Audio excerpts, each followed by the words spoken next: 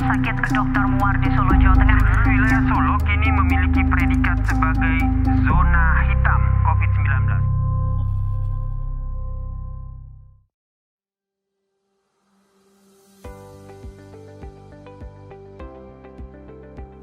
Teman-teman, sebelum kita mempelajari bagaimana sih caranya meningkatkan daya imunitas dalam tubuh kita, ada baiknya kita mempelajari dan mempraktikkan bagaimana sih caranya menerapkan protokol kesehatan yang baik dan benar. Karena dua hal itu berperan penting agar kita tidak tertular COVID-19. Baik, protokol kesehatan yang pertama yaitu cara mencuci tangan yang baik dan benar. Sebagai berikut ini.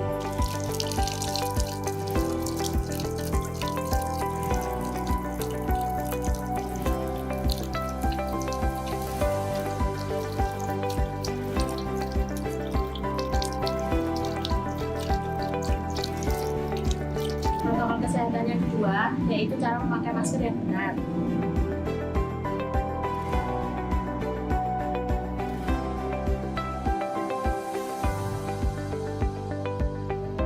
Kemudian berikut cara memakai masker yang salah.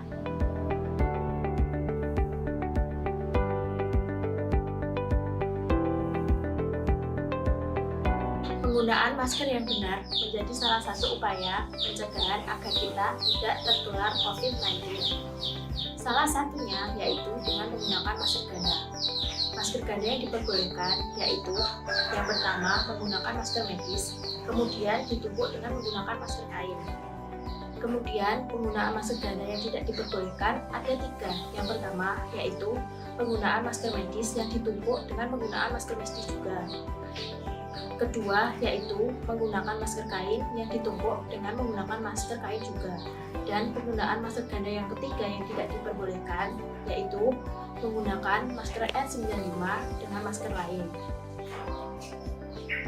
Berikut ini saya akan mempraktekkan bagaimana cara menggunakan masker ganda yang benar.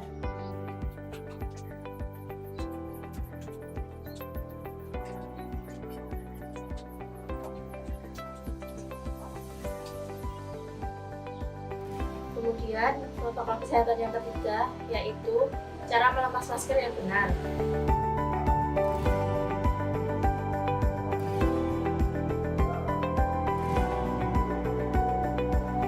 Berikut cara melepas masker yang salah.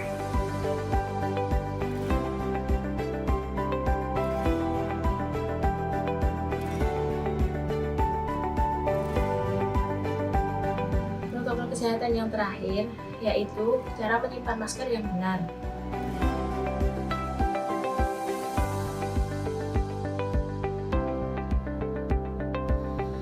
Berikut cara meletakkan masker yang salah.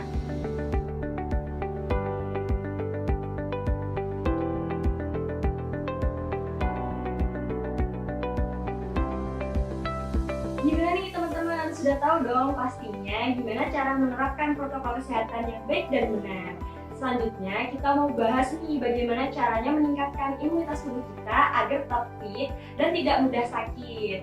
Dalam situasi pandemi COVID-19 ini, asupan makan sangat penting sebelum, selama, dan setelah terkena infeksi. Karena infeksi menyebabkan tubuh penderita menjadi demam, sehingga membutuhkan asupan energi dan zat gizi lainnya. Salah satunya adalah mengubah pola makan dengan mengkonsumsi makanan yang dapat meningkatkan imunitas tubuh kita. Jadi teman-teman, wortel, brokoli, bayam, dan kuning telur itu semua merupakan bahan makanan yang mengandung vitamin A. Nah, vitamin A sendiri itu berperan dalam mengatur sistem kekebalan tubuh, memberi perlindungan terhadap infeksi, dan sistem pernafasan agar tetap sehat.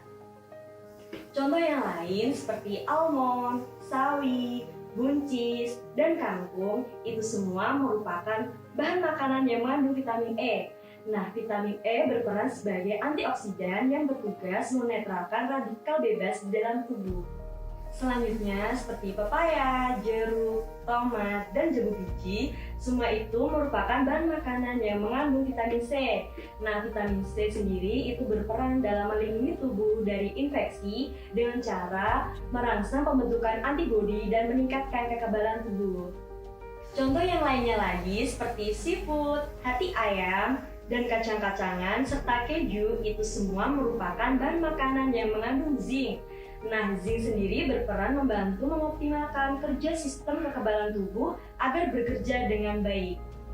Selanjutnya ada daging ayam, ikan, dan telur itu semua merupakan bahan makanan yang mengandung sumber zat besi dan selenium.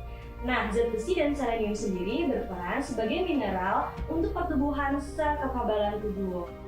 Contoh yang terakhir seperti sereal, kacang-kacangan, pisang, dan ikan itu semua merupakan bahan makanan yang mengandung sumber vitamin B6 dan asam folat.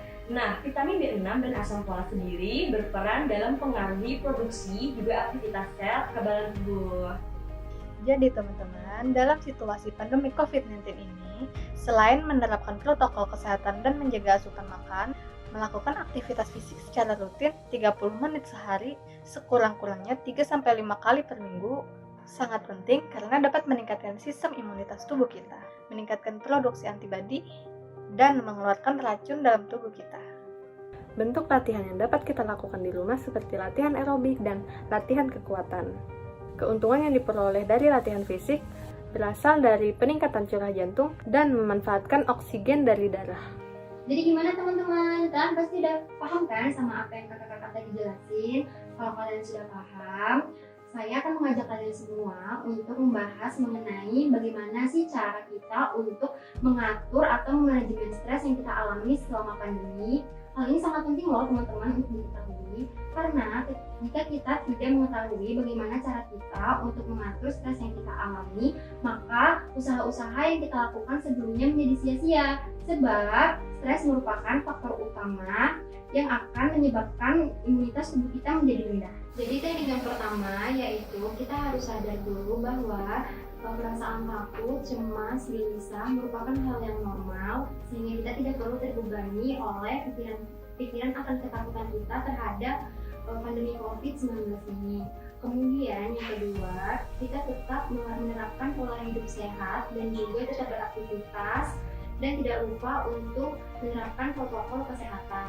Kemudian teknik yang ketiga, kita selalu mencari tahu informasi dari sumber yang terpercaya dan menghindari mendengarkan berita atau menonton berita hoax.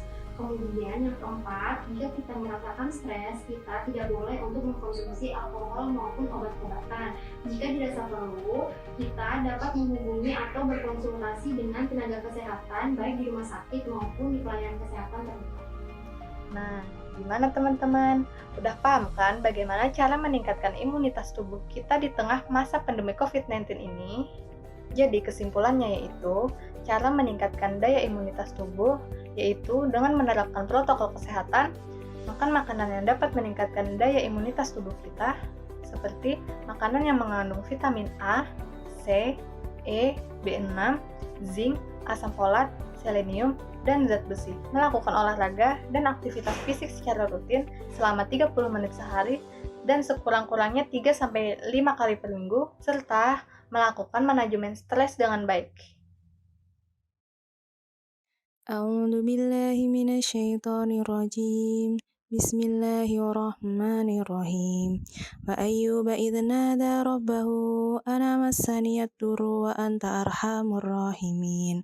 Yang artinya, dan ingatlah kisah Ayub ketika dia berdoa kepada Tuhannya, "Ya Tuhanku, sungguh aku telah ditimpa penyakit, padahal Engkau Tuhan yang Maha Penyayang dari semua yang penyayang." Mari teman-teman semua, kita stay safe, stay healthy, and stay positive. Terima kasih sudah menonton video edukasi ini sampai selesai. Semoga bermanfaat. Jangan lupa di like, di komen, dan di subscribe ya teman-teman. Wassalamualaikum warahmatullahi wabarakatuh.